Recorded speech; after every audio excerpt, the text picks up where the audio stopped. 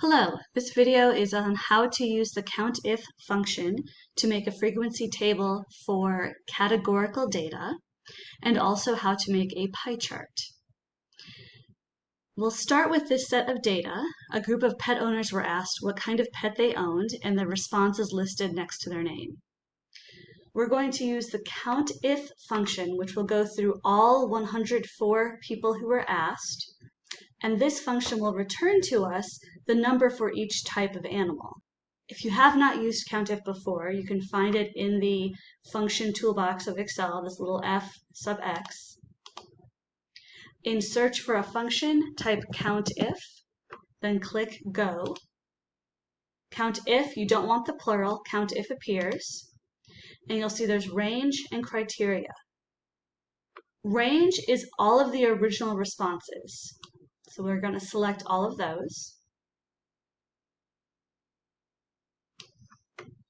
The criteria is which response am I looking at. I'm going to click F6 because I want the criteria that's described in F6. Over here you can see that's dog in quotations. I'm going to back up to the range for a moment. Notice that the range does not have any dollar signs. I'm going to put that in so that when I drag this function, the range does not change and I don't end up missing any data. Click OK, and I have 47 of the 104 with dogs as a response. Now I can take this and drag it down, and it will give me a count for each different animal. So the pet dog has 47, pet cat has 29, the pet bird, there are 19 of them, and then 9 people had fish. There were 104 people. You can see at the bottom of our list, that was person 104. To double check that we have all of the data accounted for, we can add together all of the data frequencies that we were given, equals sum, and add those. We get 104, which is all of our data.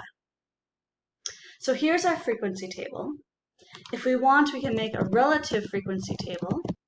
Remember, relative frequency is the proportion of time this occurs out of the total time. So we can have this in decimal form or we can have it in percent form.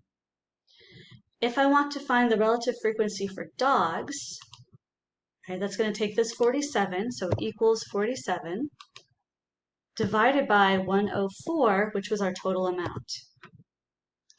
I can take this, drag it down, and I get these relative frequencies in decimal form. If I were to add all of these together, that would give us a 1 in decimal form. To find relative frequency in percent form, just take your decimal form and multiply by 100. Okay. And if we add all of these together, we end up with 100 for 100%. Now that we have our relative frequency table, I want to make a pie chart with the pet name and the relative frequency in percent form.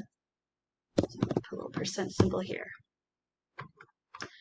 To make the pie chart, go to Insert at the top of the ribbon, go over to Charts, and select the one that looks like a circle.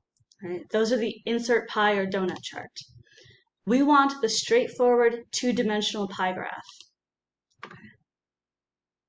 Now notice Excel has already put some data in, but it didn't really know what I wanted, and this graph is definitely not the graph I'm going for. So I'm going to delete what Excel put in and put in data myself. Go to Select Data at the top of our page under the Chart Design ribbon.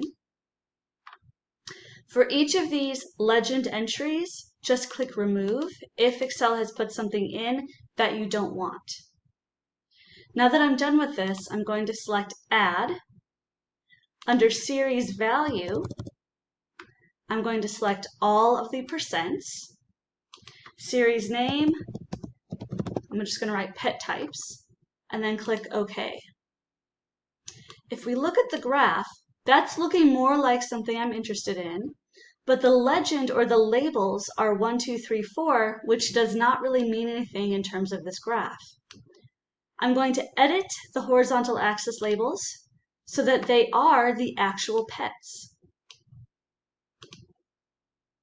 Click OK, and now you can see a pie chart where I've got the actual animal name, and the pie chart shows me the percent of all pets that correspond to that animal. Now, this is fantastic, but I would like in my pie chart the actual data values as well, the actual percent amounts. To do that, go back up to chart types, so chart styles here.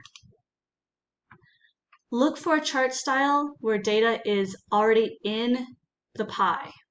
You can see there are a lot of different styles here. I'm going to pick this one. Here we go. It's got the number in the pie and it still has this nice legend. Okay, that is all you need to make a relative frequency table for categorical data and a pie chart in Excel. If you have any questions, post them to your discussion board.